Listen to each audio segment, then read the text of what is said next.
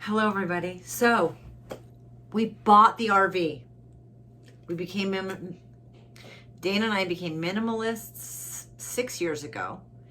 And part of that was, the summer of 2020, we could actually downsize enough when all the kids move out except for one. We could live in an RV full time. And I was so gung-ho, I could not wait to be able to do that. Then the summer of 2020 came, and I don't know about the rest of you, but it was a little bit, not as much fun as we thought it was going to be in the summer of 2020 with the pandemic. That actually did two things. One, it made us really realize how thankful we were for being minimalists, to have downsized as much as we had.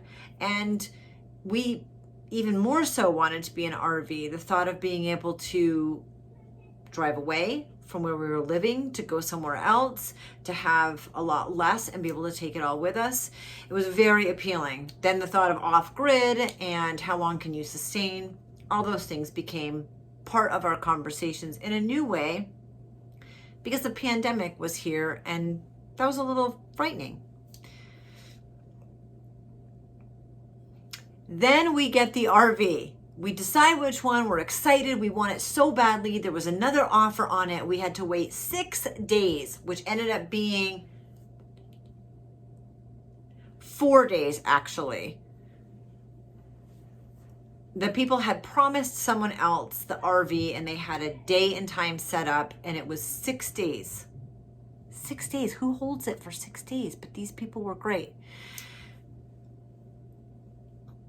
I had talked to the couple back and forth several times and basically adopted them as family, and they really, really were excited about us getting this RV. And we were really excited because it checked all of our boxes.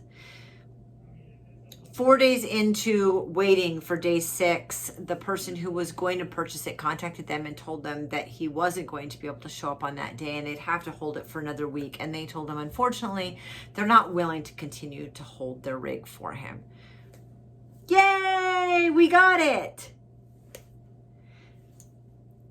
We set up the day and time. We're all ready to go. I'm, of course, obsessively researching the floor plan, the dimensions, the measurements, how many square feet, where we can put stuff, how we can move things around.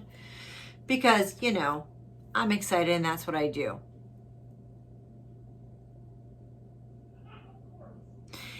And then it hit me, the, kind of terror that we're actually going to live full-time in an RV.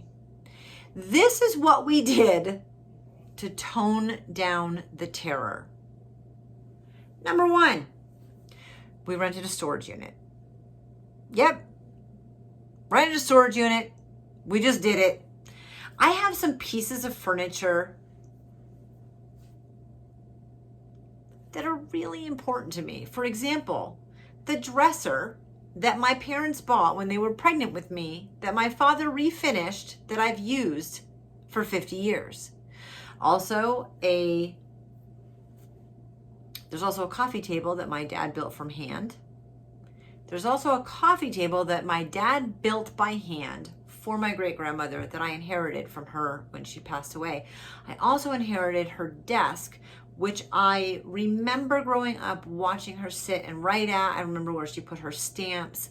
So there are items like that if the house burnt down and they were gone, they would be gone and I'd be super, super sad. But unless I'm forced to get rid of them, I really don't want to.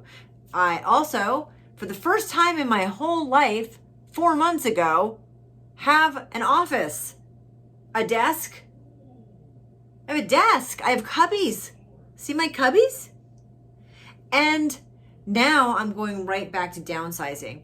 For years, my office was in a part of our bedroom. My desk was actually the nightstand also, and it worked fine.